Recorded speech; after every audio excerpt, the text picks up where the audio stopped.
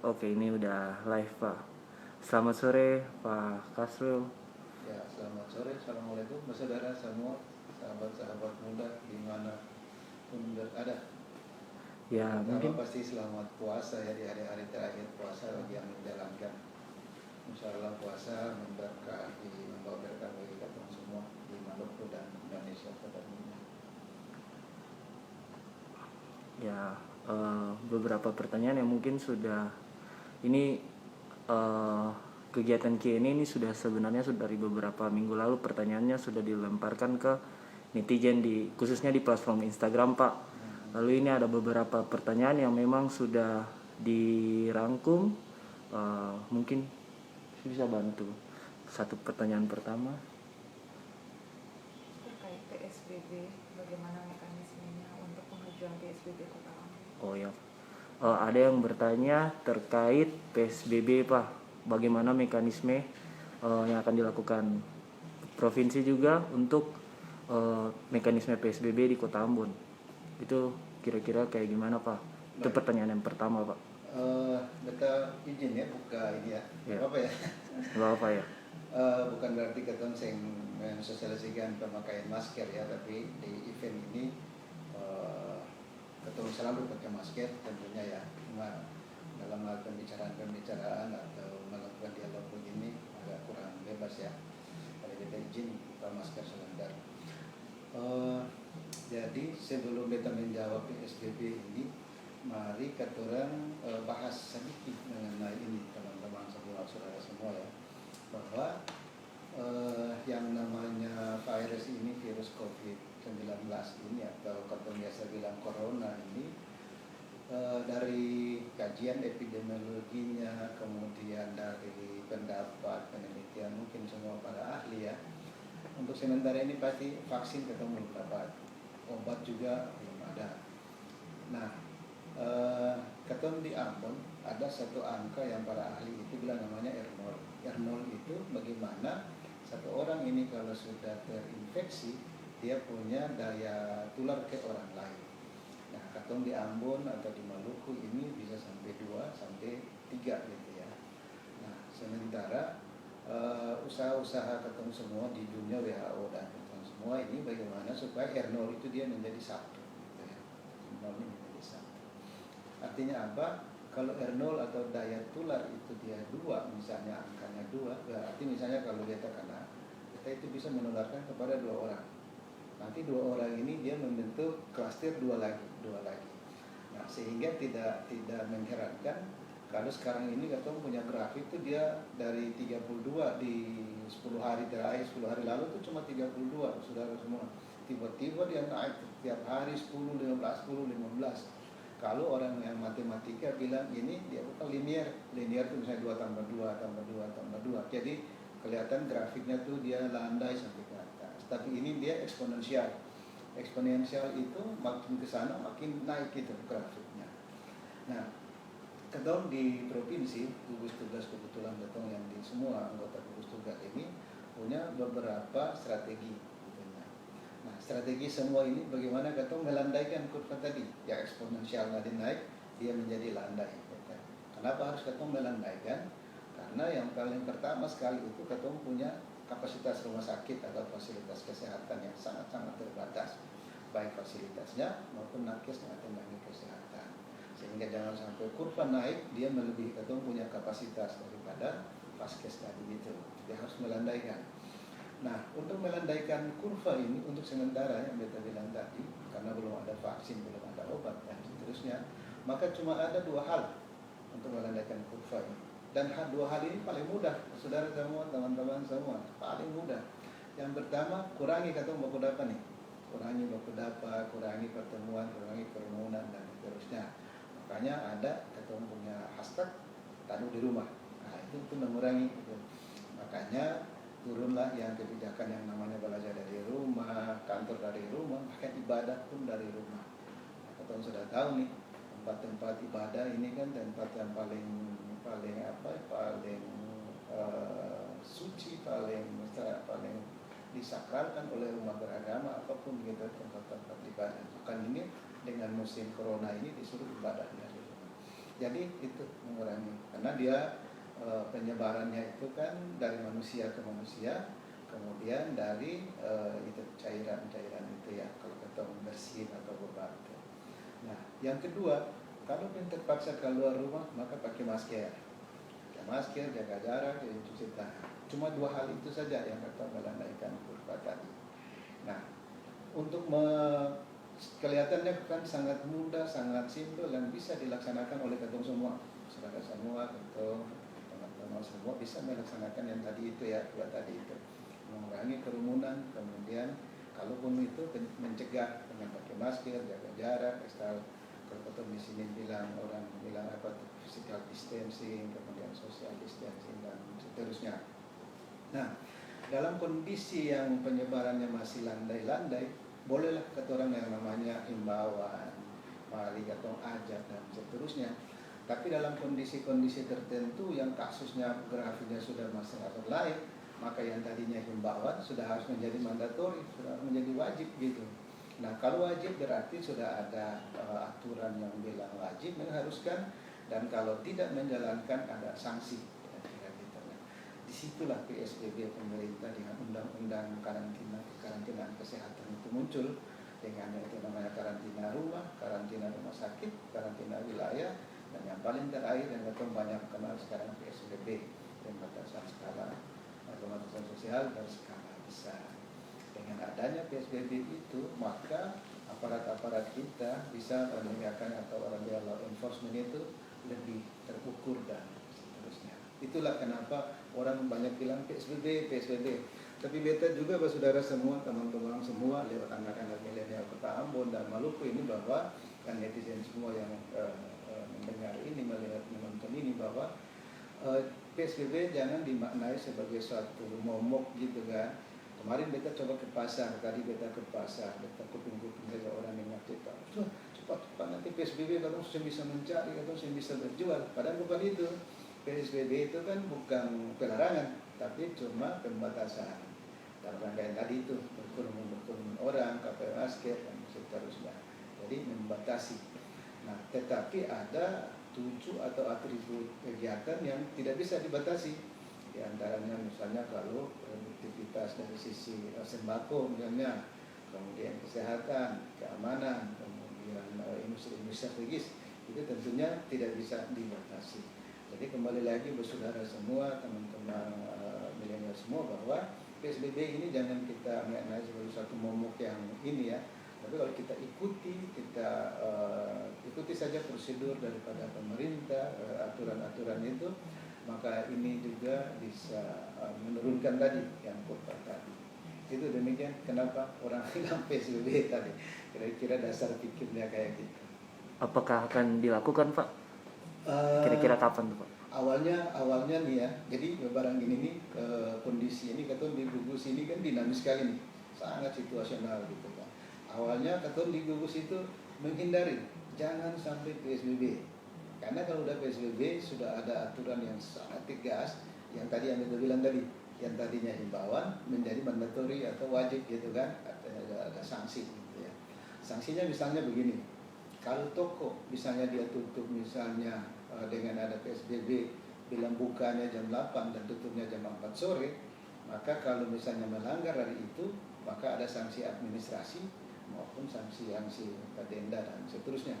Sanksi administrasi misalnya toko izinnya dicabut dan seterusnya. Kenapa waktu awal kita bilang jangan sampai PSBB? Karena yang tadi itu, karena yang himbauan menjadi mandatori.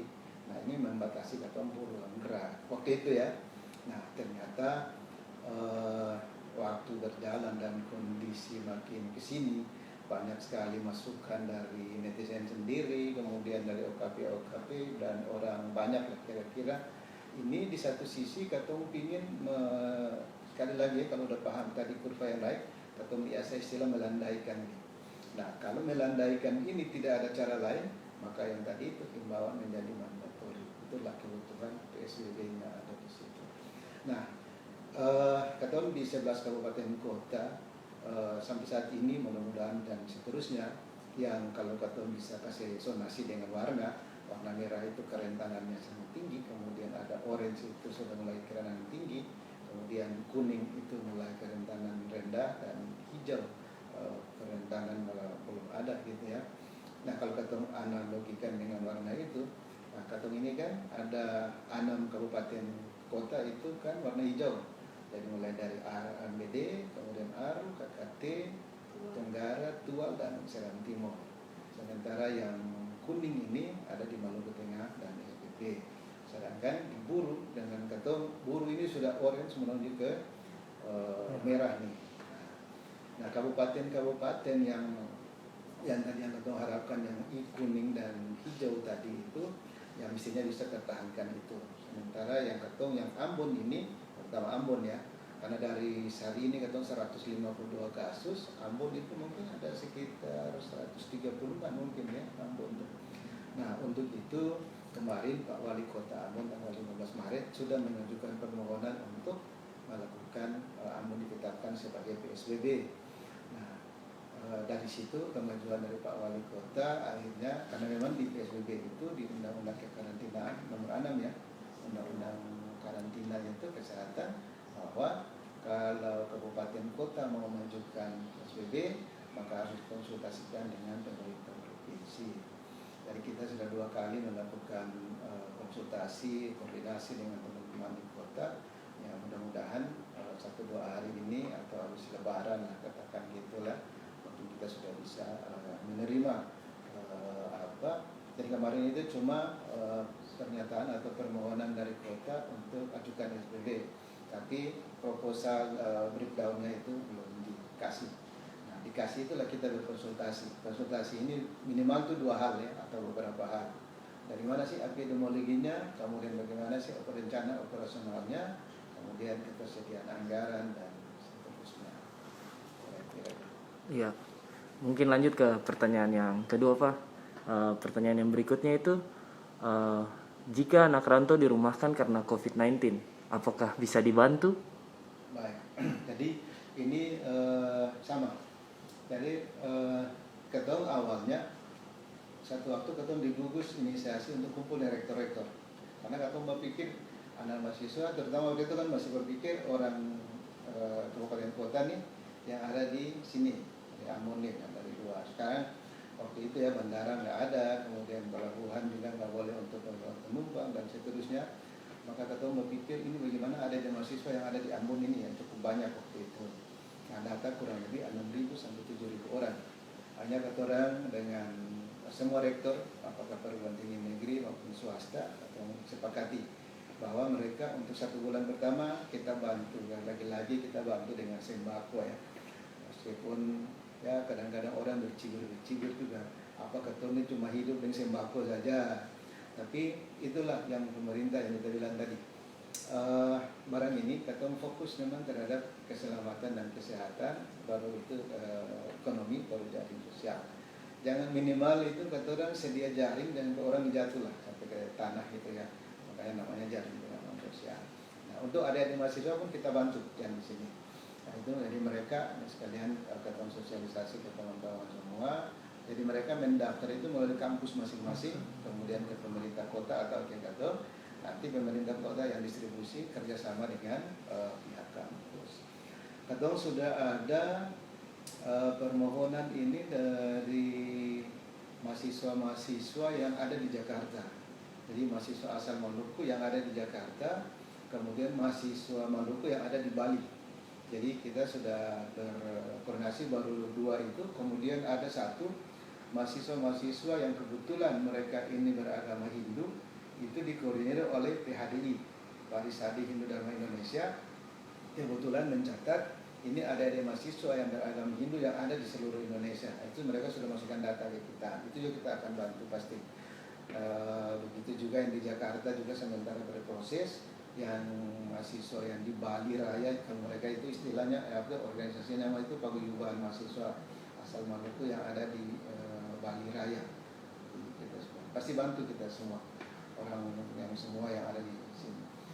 Bahkan apresiasi buat beberapa kabupaten kota, misalnya Seram Timur, Maluku Tenggara, mereka terakhir dengan KKT dan MBD, yang mereka punya ada mahasiswa ada di Ambon ini, mereka juga mengirimkan bantuan ke sini, kira-kira gitu ya. Oke, lanjut di pertanyaan berikutnya Pak.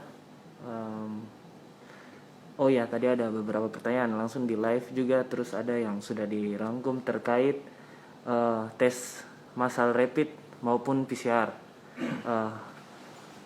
Karena ketemu lihat dari beberapa update informasi belakangan ini kasus makin meningkat, tapi kenapa tidak dilakukan secepatnya tes massal rapid maupun PCR? Itu Pak.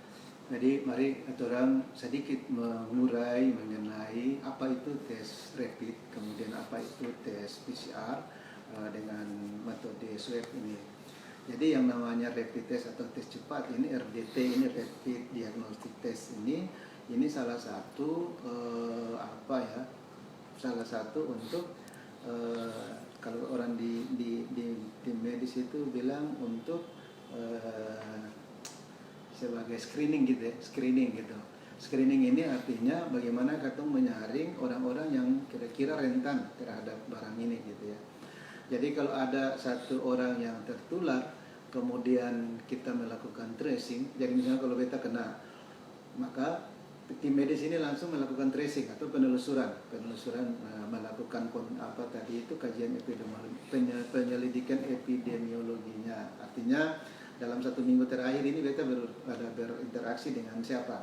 Nah mereka itu yang sangat rentan. Nah dalam waktu kalau kita kemarin itu bisa 1 orang itu melakukan PE-nya penyelidikan epidemiologi bisa sampai 100 orang tuh. Karena 1 minggu terakhir itu kurang lebih dia punya berinteraksi dengan 100 orang. Nah itu untuk menyelidiki itu maka dilakukan RDT itu cepat, tes cepat. Nah dari situ saring dari 100 orang ternyata yang reaktif atau kita bilang positif itu misalnya 5 orang. Nah 5 orang ini yang kita swab.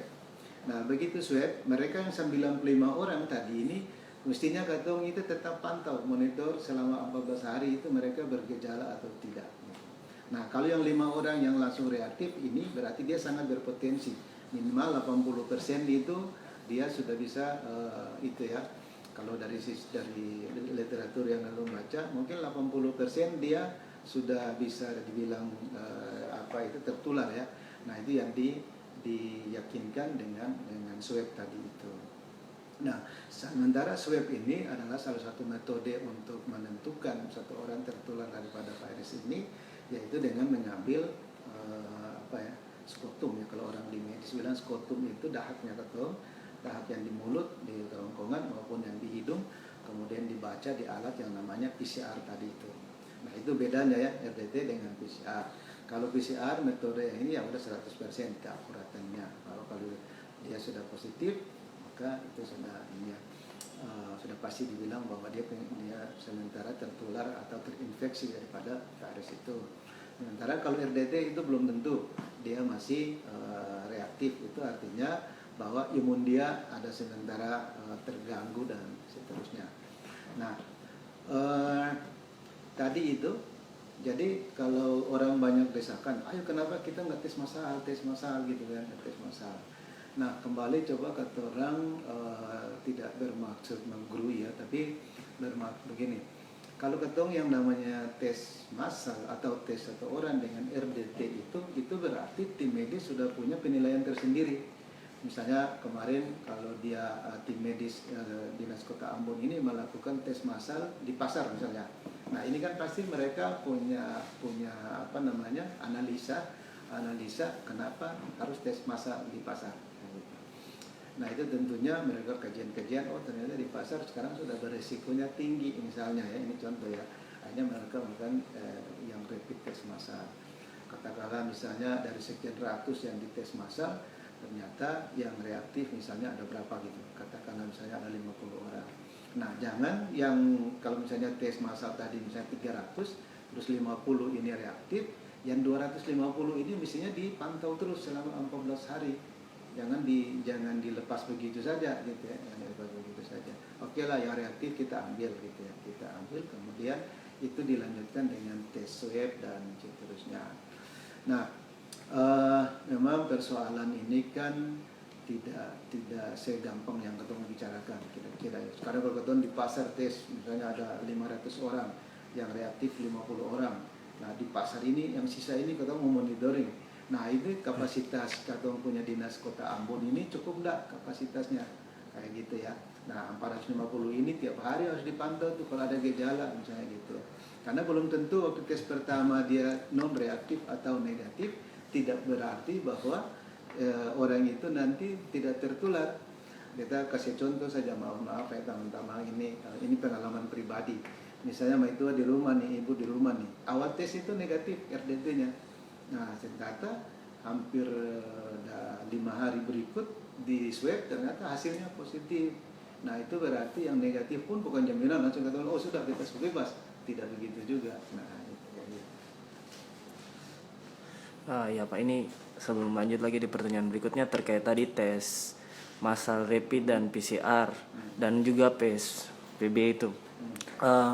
Pak, ini kan seperti yang ketemu semua tahu, apalagi contohnya di dalam Kota Ambon di lingkungan yang ramai, contohnya Pasar Mardika, dilakukan tes, masyarakat pun ragu akan hasilnya. Kemudian kebijakan-kebijakan bilang tado di rumah, tetap tinggal di rumah, boleh keluar, tapi di pasar tuh masih tetap ramai. Kira-kira strategi real apa yang bisa mengedukasi masyarakat lapisan seperti di pasar itu supaya dong bisa juga taat pada aturan? Karena pribadi Baronda sendiri sudah pernah turun di pasar dan melihat kondisi realnya seperti apa.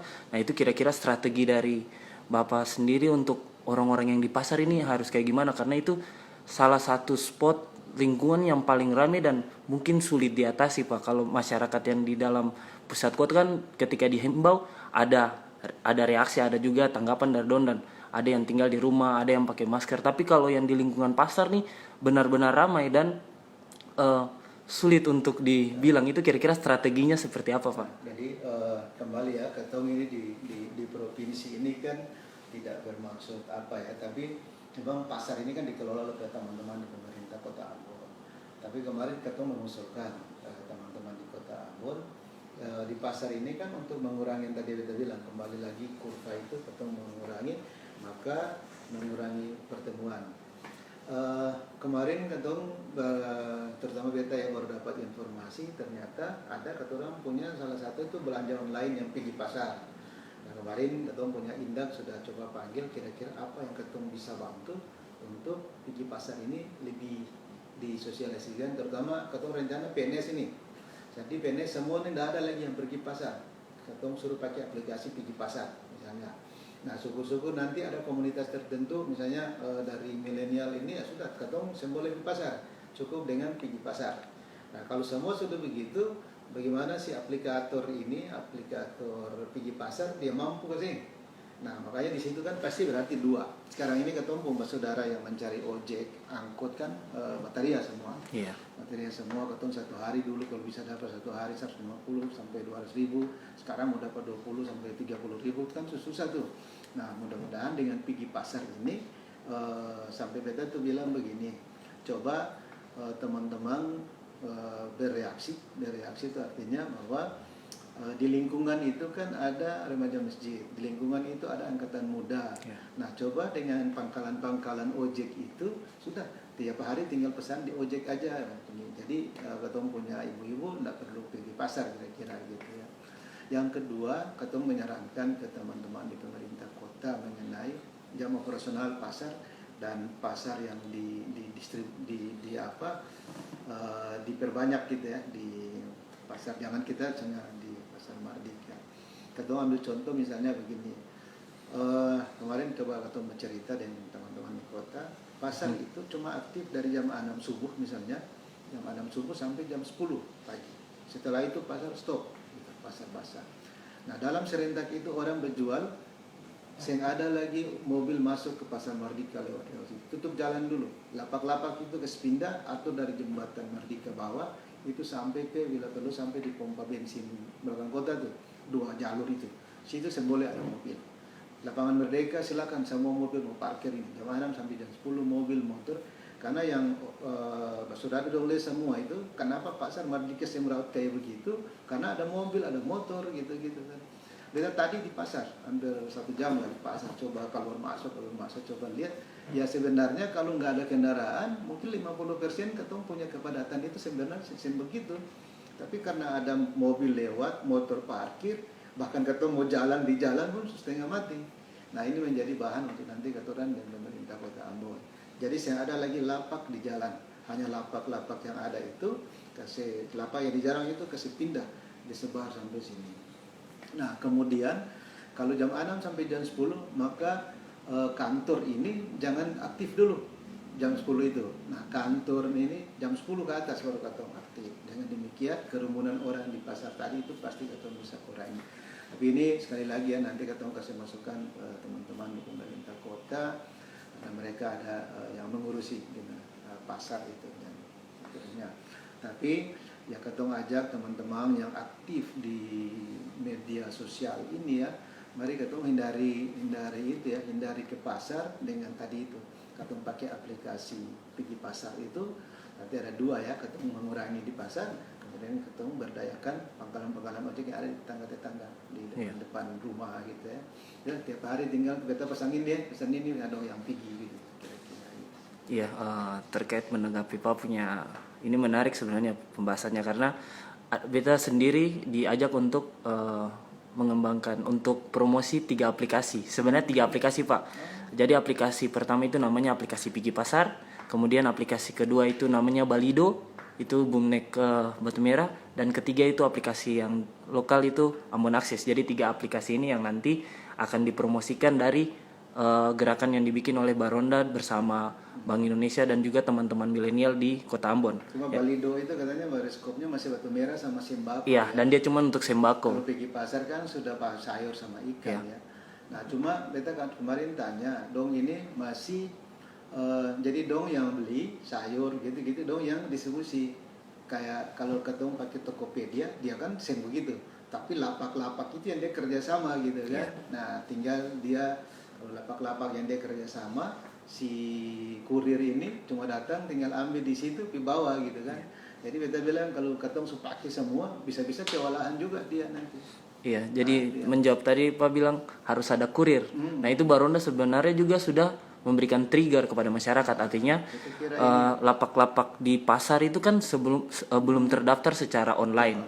Artinya harus ada kurir yang membantu aplikasi ini untuk antarkan barang. Berarti dia masih offline ya? Ya, dia offline. Jadi kemarin sudah sempat trigger untuk bikin kurir Baronda. Artinya memberdayakan ojek-ojek yang tidak terdaftar di aplikasi online, Pak. Misalnya teman-teman dari Baronda ataupun dari penggiat media sosial yang lainnya, kalau perlu ketemu diskusi, saya kira hal ini yang harus ketemu seriusi lah kira-kira ya. Karena ketemu belum tahu ini barang sampai kapan. Apalagi sekarang pemerintah sudah mulai mengeluarkan yang namanya new normal ini kan. Iya. Jadi protokol produktivitas aman COVID gitu ya. Karena beta juga sependapat lah. Dari dulu ketemu memang sudah menggaungkan lah kira-kira bahwa barang ini kan ketemu semungkin hidup begini terus. Satu waktu ketemu juga butuh produktivitas. Artinya ketemu suruh orang berdiam di rumah juga. Orang ini kan manusia, dari humanioranya itu tidak hanya butuh makan saja kira-kira gitu kan. Oke, kalau dia hanya butuh makan, ketemu sebulan masih. Kan dia juga butuh kreativitas, dia butuh keluar, dia butuh ini. Nah kayak gitu. Nah jadi akhirnya yang salah satu yang keturang masuk di celah yang tadi itu, yang online itu. Kira-kira kalau teman-teman dari Ambon Baronda maupun penggiat-penggiat yang lain, kalau ada yang perlu ketemu dorong lagi dari ketua pemerintah provinsi, ketemu welcome, sangat terbantu. Kira-kira gitu. Siap, ini ada pertanyaan juga. Bagaimana kesiapan RS Lemina, Pak? Oke, bagus. Nah, tadi ini yang menarik sebenarnya ya. Jadi tadi di saat sekali kata orang itu kan pasti mensolving sesuatu kan pasti kita tahu dulu persoalannya kira-kira, kemudian amunisi atau sumber daya yang ketemu punya, baru ketemu bisa gitu ya mengurai masalah. Kira-kira ilmu manajemen di mana bilang ketemu mengurai masalah, tahu persoalan itu sudah 50% penyelesaiannya. Nah tadi yang ketemu bilang kurva dan kapasitas tim medis itu ketemu sudah perhitungkan. Ketemu sudah perhitungkan dari awal, sudah memprediksi bahwa kondisi ini akan terjadi grafik itu pasti begitu. Di mana-mana kan begitu. Kalau Bung Dong atau saudara semua lihat di negara manapun, Wuhan bahkan naik terus dulu ya kemarin. Nah, waktu dia naik ketemu menjaga kapasitas rumah sakit. Untuk itulah ketemu pakai yang namanya diklat itu. Nah, dalam rangka itu. Sehingga semua orang yang karena barang ini, virus ini cukup di rumah sebenarnya bisa sembuh, bisa sembuh. Cukup di rumah ya. Artinya di rumah melakukan protokol, kemudian makan bergizi, olahraga, mungkin ketemu bilang jemur matahari, kemudian psikis tidak terlalu tertekan, mudah-mudahan di rumah bisa sembuh. Makanya di diklat itu ketemu taruh pasien-pasien yang tanda kutip gejalanya ringan sampai sedang. Nah, dan di diklat itu tidak dibikin apa-apa, maksudnya tidak ada tindakan medis yang khusus gitu ya, infus saja pun enggak gitu, infus saja enggak. Jadi cuma dikasih makan bergizi, vitamin dan seterusnya. Nah, itu bisa sembuh kurang lebih 80-85%. Nah, kemudian yang 15% itu yang harus di rumah sakit. Nah, dari 15% itu 5% itu yang sangat kritis, itu yang bisa pakai ventilator dan yang lain sebagainya. Nah, sekarang ketemu cerita kapasitas rumah sakit.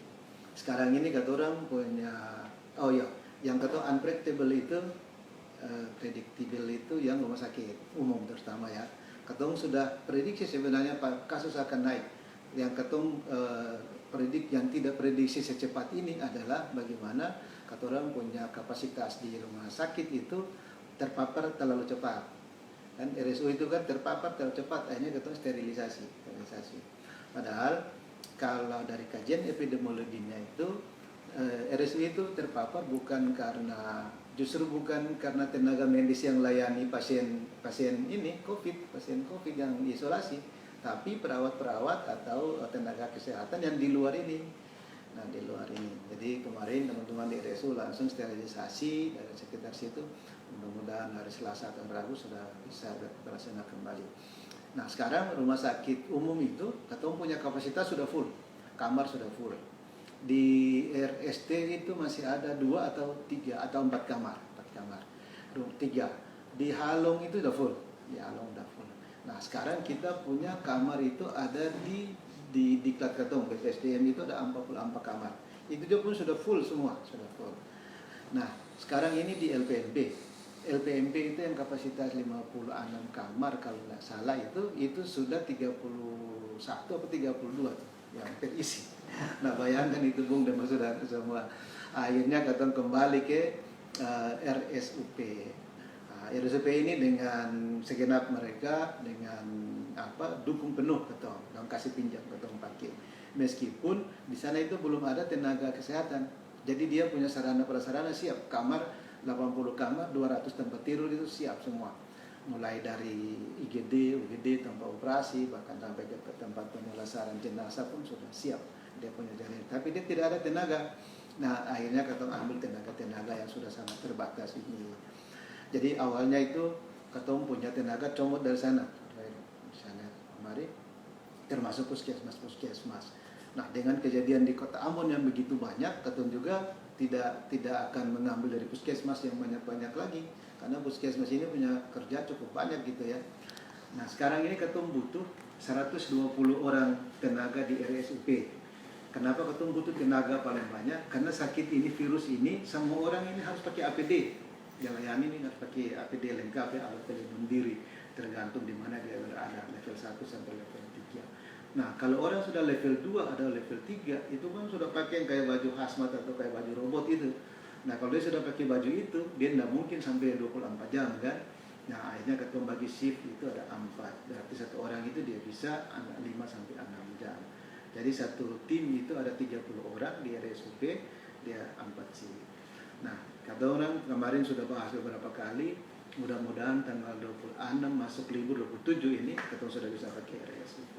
Nah, sekali lagi Ketong mengharapkan teman-teman terutama tenaga medis dan seterusnya ini yang garda itu paling akhir daripada Ketong ini bagaimana jangan sampai don tertular kira-kira gitu ya.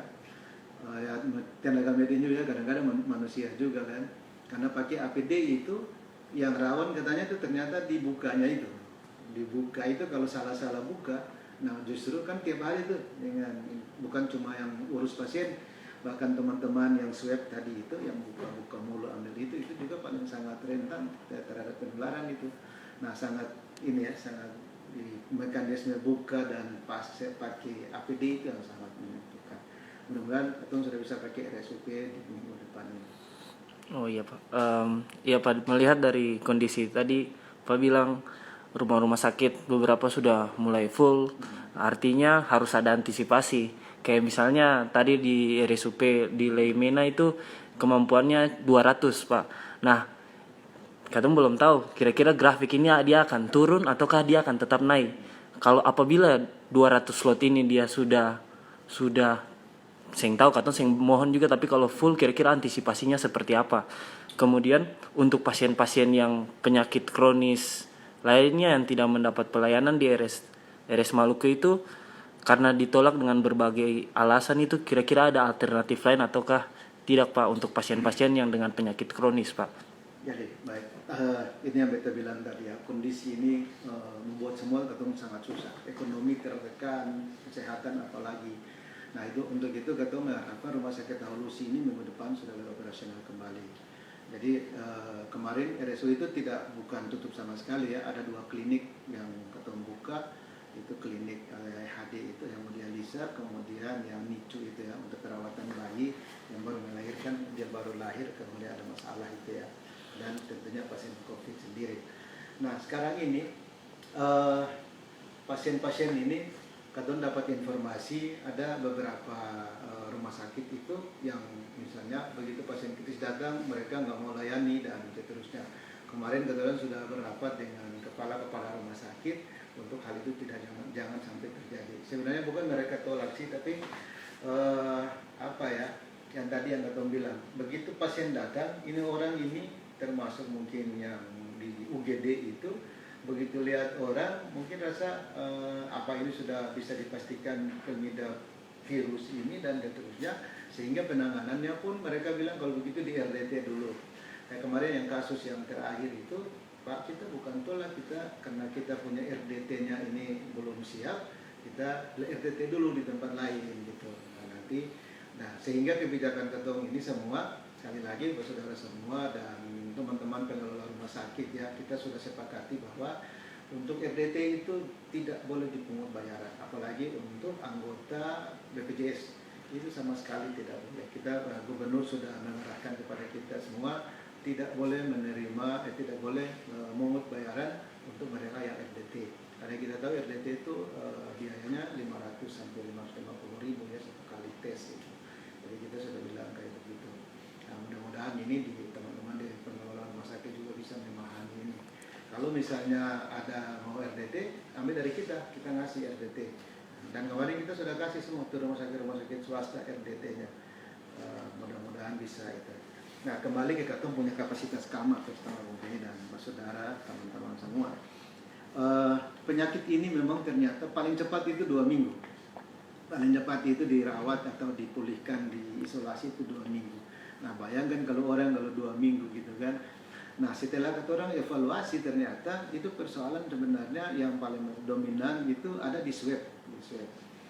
Jadi sekarang misalnya kata orang punya pasien sudah 150 orang atau yang dirawat sekarang misalnya ada 123 orang nih. Nah itu kan harus tiap hari si petugas swab ini, petugas yang melakukan swab ini kan dia harus keliling tuh ngambil untuk periksa swab.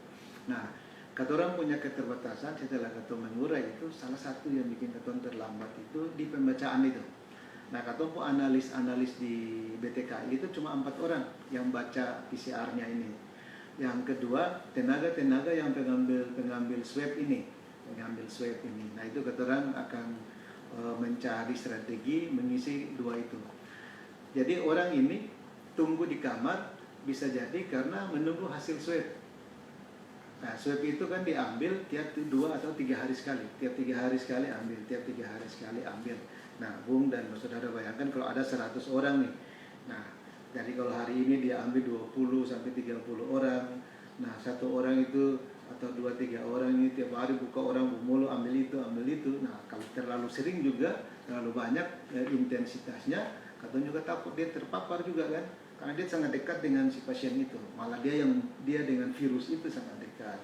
Meskipun dia sudah dengan APD level 3, tapi kalau dia terus-terus begitu juga, saya kira sangat rentan. Apalagi dia dengan baju APD. Nah, begitu juga katong punya teman-teman analis yang di BTKL.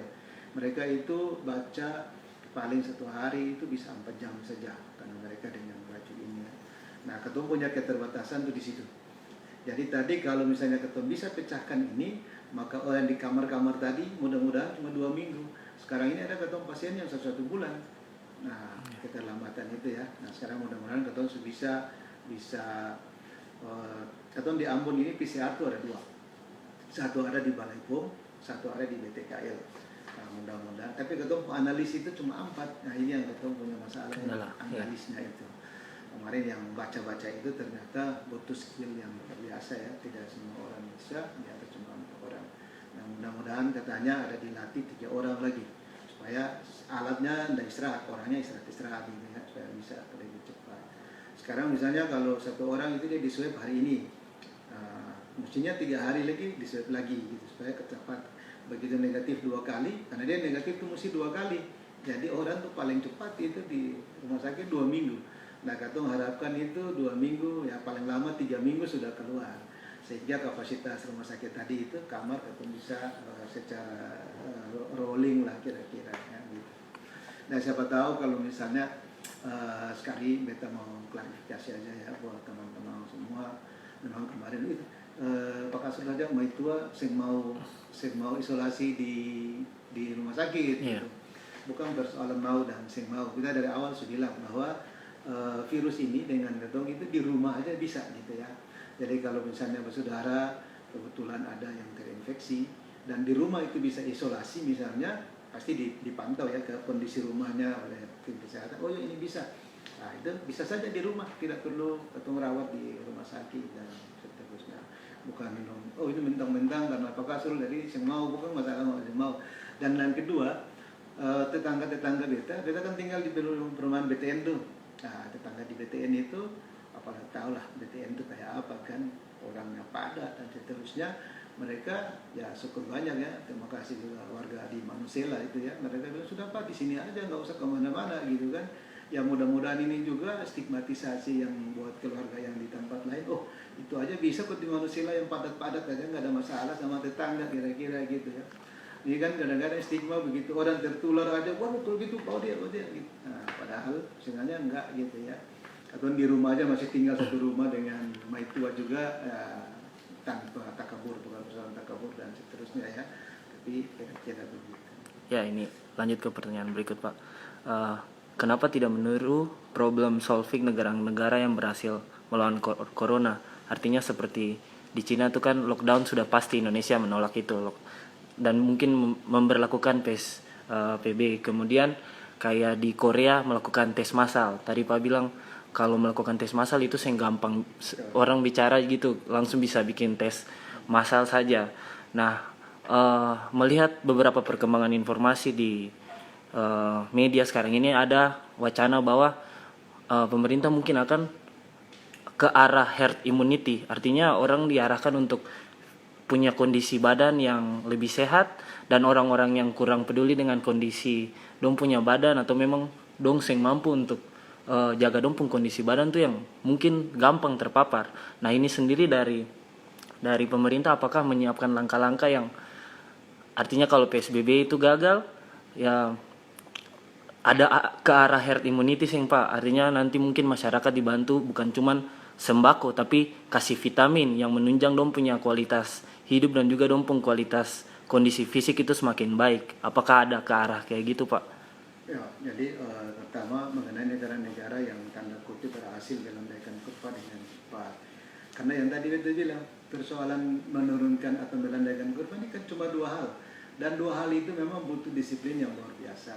Nah, kita tahu negara-negara kayak Korea Selatan, Korea Utara, Jepang, Taiwan, Singapura itu kan disiplin mereka luar biasa. Makanya virus ini sangat erat ketong dengan disiplin ketong. Nah, disiplin artinya ketong keluar rumah kalau yang terlalu penting ya sudah, itu yang pertama. Yang kedua ya kata orang sudah beralih ke transaksi semua dengan online.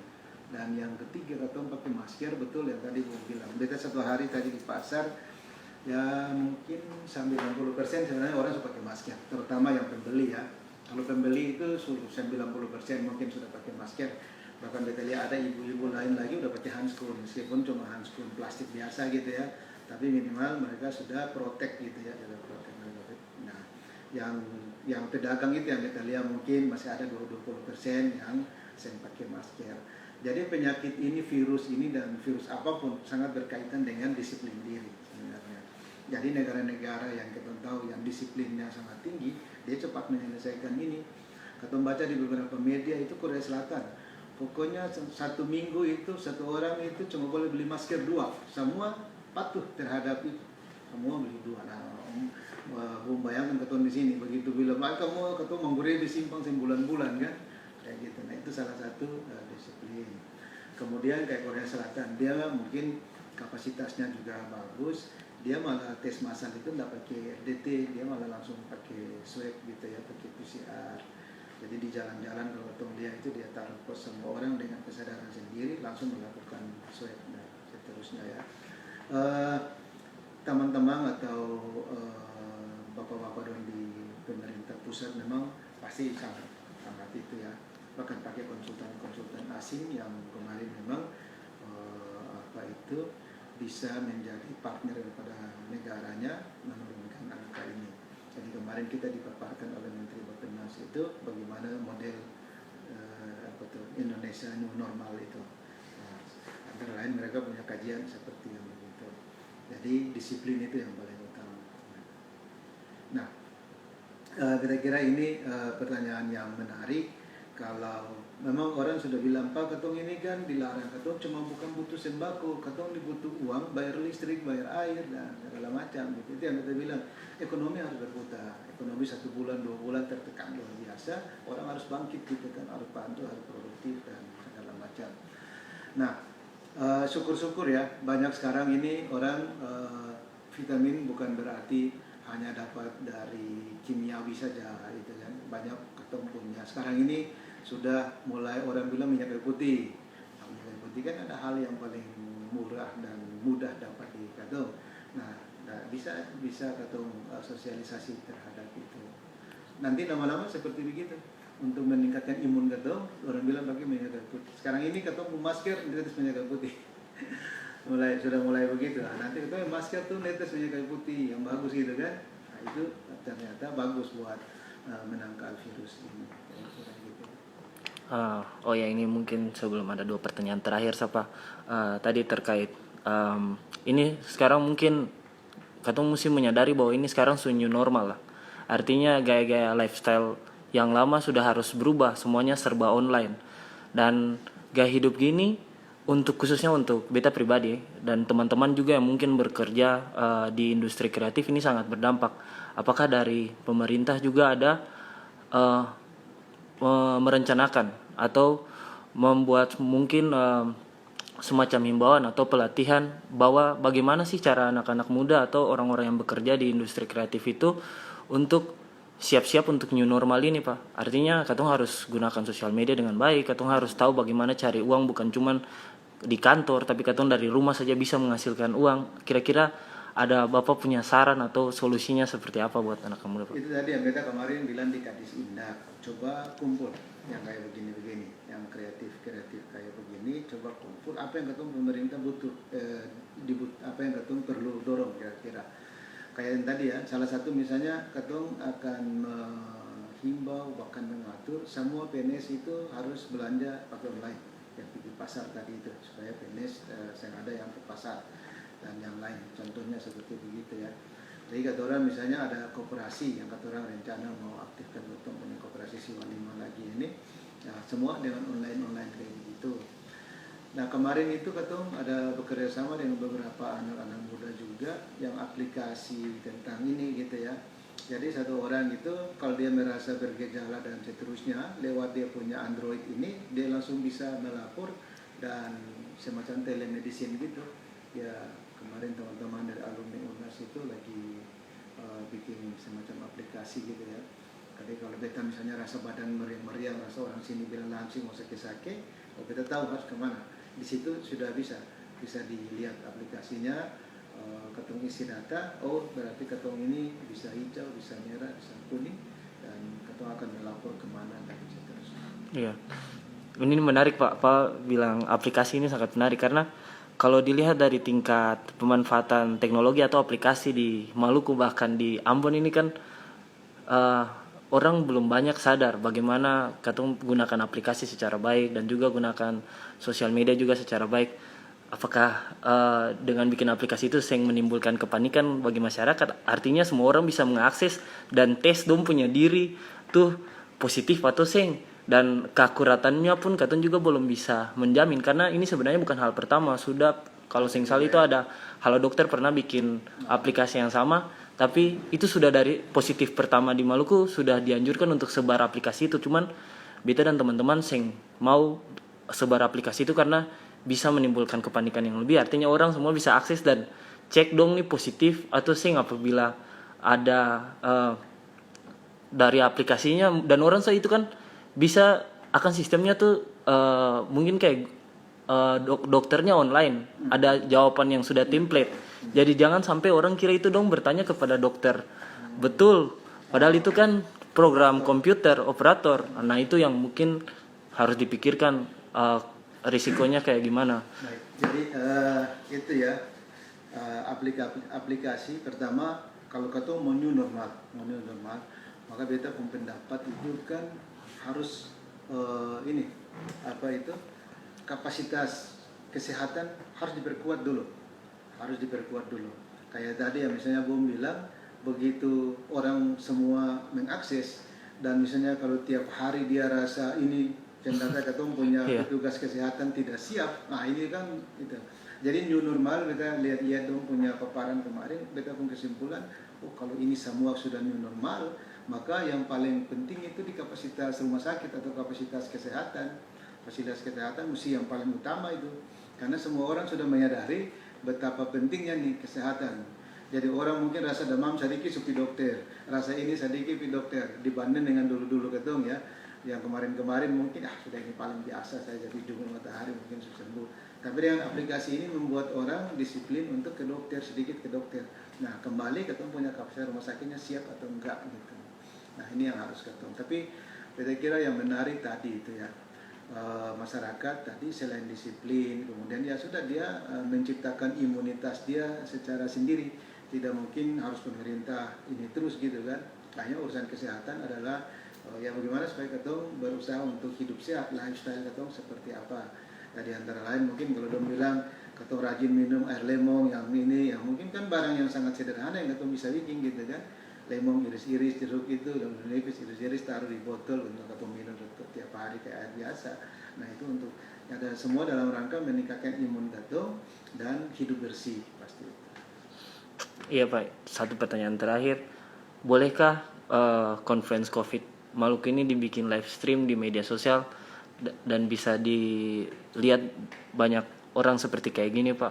Jadi langsung live Q&A, orang bisa langsung bertanya, langsung ada jawaban dari Pak biar masyarakat bisa dapat jawabannya tuh lebih cepat. Jadi teman-teman semua, saudara semua, memang keton di gugus tuh ada keton punya tim kehumasan lah ya, yang urusan begini. Dan ini di manage oleh Kominfo dengan Biro Humas keton. Keton pernah coba dengan yang live streaming dan seterusnya. Ada semacam sedikit keton mempertimbangkan ya, dengan kepentingan teman-teman media yang mainstream. Artinya kalau keton sudah live streaming seperti begini, maka teman-teman media online sudah nggak dapat tempat lagi. Artinya semua pembaca netizen udah baca ini gitu kan. Hanya online yang media online yang resmi-resmi ini sudah tidak banyak lagi orang yang link ke sana. Nah kita sekarang ini cari keseimbangan antara itu.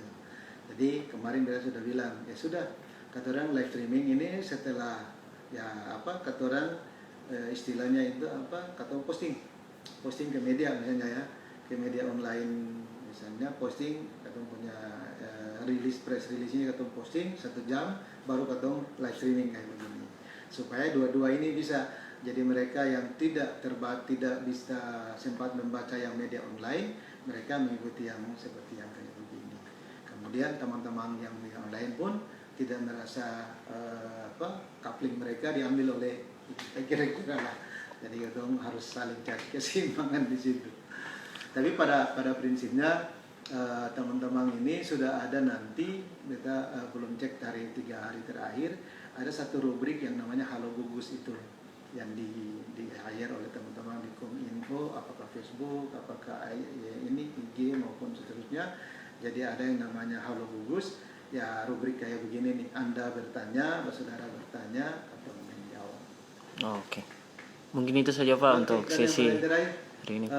sebentar lagi yang melaksanakan puasa, masyarakat Maluku, warga netizen semua, kita atas nama pribadi, atas nama keluarga, begitu juga teman-teman yang digugus, yang mungkin selama ini berkata, bertingkah laku yang kurang baik, kurang berkenan di hati dong semua, ketemu mohon maaf, minal aidin wal faidin.